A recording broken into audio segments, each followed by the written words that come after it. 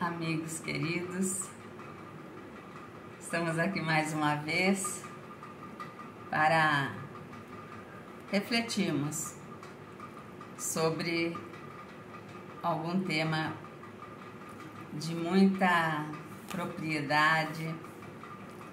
Hoje nós vamos estudar o livro Fonte Viva, que foi ditado por Emmanuel através da psicografia do Chico Xavier, e eu espero encontrá-los todos bem. O capítulo é o 37 e o título do capítulo é Na Obra Regenerativa. Irmãos, se algum homem chegar a ser surpreendido em alguma ofensa, vós que sois espirituais, orientai-o com espírito de mansidão, velando por vós mesmos, para que não sejais igualmente tentados. Esse é uma carta, esse é um pedaço, né? É um pedacinho do versículo, né? De uma carta de Paulo aos Gálatas. E aí Emmanuel, né? Emmanuel nos orienta a partir do texto de Paulo.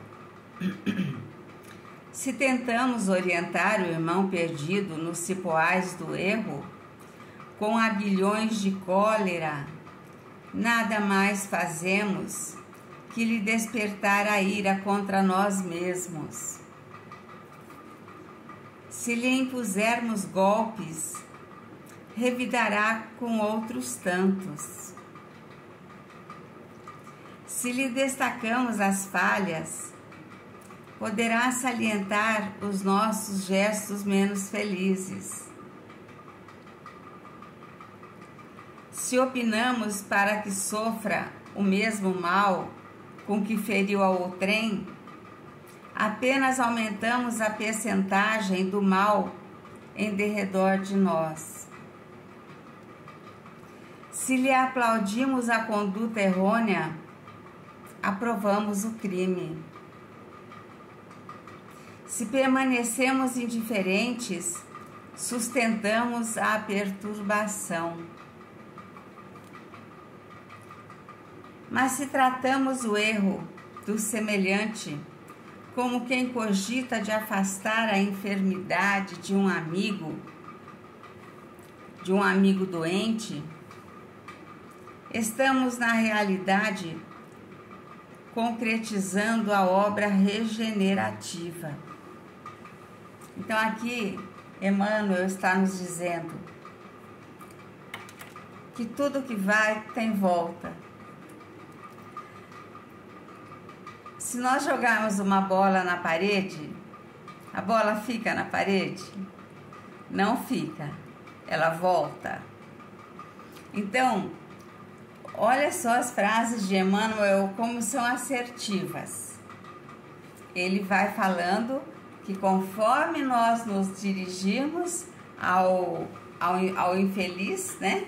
A pessoa com conduta infeliz, da mesma forma, ele vai se referir a nós de forma infeliz também. Então, são lembranças contínuas aqui que ele faz, olha.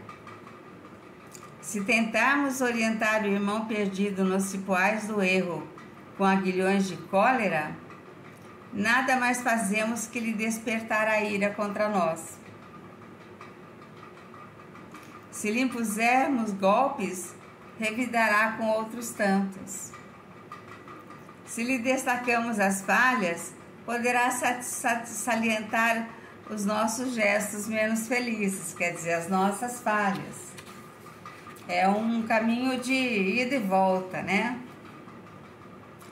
Nas horas difíceis em que vemos um companheiro despenhar-se nas sombras interiores, não olvidemos que para auxiliá-lo é tão desaconselhável a condenação quanto o elogio. Então, se alguém está tendo uma conduta infeliz perto de nós, se nós condenarmos de forma colérica, como ele diz lá no começo, ele vai se voltar contra nós da mesma forma. E se nós elogiarmos, nós estamos alimentando a fera daquele momento que está ali em atitude, né? Se não é justo atirar petróleo às chamas com o propósito de apagar a fogueira, a gente bem sabe, né? E se a gente jogar álcool, gasolina numa fogueira, tentando apagar, porque é líquido, ela vai aumentar as chamas.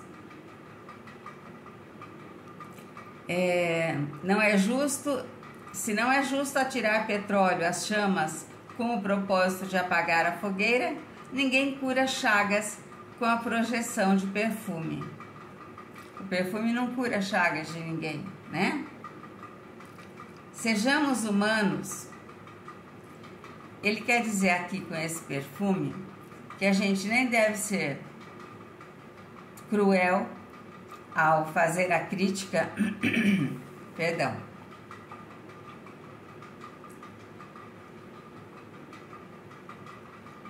A gente nem deve ser cruel fazendo a crítica, assim como a gente não pode amaciar, né? A gente tem que ser sensato. Sejamos humanos antes de tudo. Olha aí, eu usei a palavra sensato. Ele fala, devemos ser humanos. Então nós temos que ser humanos. Sejamos humanos antes de tudo. Aberemo-nos do companheiro infeliz com os valores da compreensão e da fraternidade. Ninguém perderá exercendo o respeito que devemos a todas as criaturas e a todas as coisas. Situemo-nos na posição do acusado e reflitamos se nas condições dele teríamos resistido às sugestões do mal. Relacionemos as nossas vantagens e os prejuízos do próximo com imparcialidade e boa intenção. Quando a gente vê uma pessoa cometendo algum ato indigno, de grosseria, de violência, antes de julgar, que é o que nós fazemos primeiro, antes de julgar, Emmanuel nos orienta que pensemos que se nós estivéssemos nas condições dele, se nós faríamos diferente ou se nós faríamos exatamente igual. Isso é tratar com humanidade. Seguimos.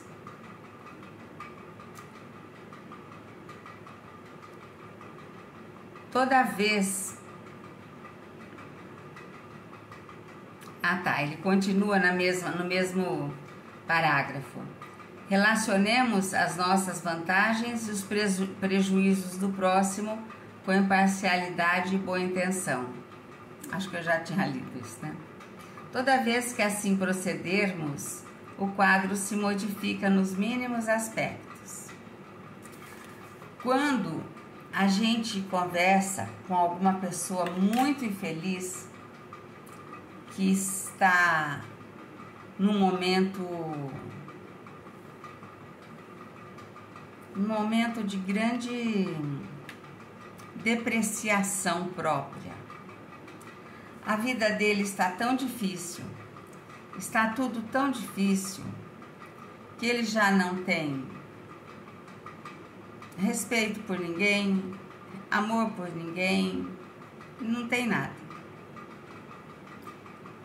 Se nós pararmos, ao invés de já atirar pedra por causa das atitudes que ele está tendo, Se nós pararmos, conversarmos com ele, olhando no olho, como será a reação dele para nós? Porque eles são, muitas vezes, um familiar nosso, que tem um temperamento mais ácido e não tem muito controle das suas emoções. Pode ser um colega de trabalho, pode ser um amigo, pode ser alguém que está na rua brigando, porque é lá que ele vive e ele se desentendeu com algum colega, com algum amigo. E essas pessoas, outro dia eu falei sobre elas aqui, e falei que elas são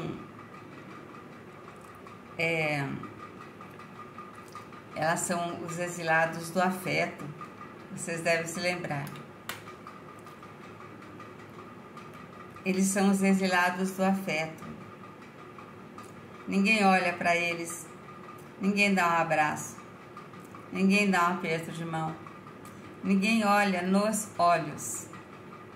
E aí a pessoa vira uma fera ferida. É isso que acontece. Por isso que temos que tratar com humanidade. Toda vez que assim procedemos, o quadro se modifica nos mínimos aspectos. De outro modo, será sempre fácil zurzir. Emmanuel usa essa palavra zurzir, que quer dizer bater, açoitar, espancar. Então, de outro modo, será sempre fácil bater e condenar, para cairmos, com certeza, nos mesmos delitos, quando formos, por nossa vez, visitados pela tentação. Essa condição em que ele se encontra, a gente não sabe como foi que ele chegou ali onde ele está. E às vezes ele pode estar alcoolizado, e aí vem todas as tentações possíveis por conta da bebida, por conta da amargura da vida.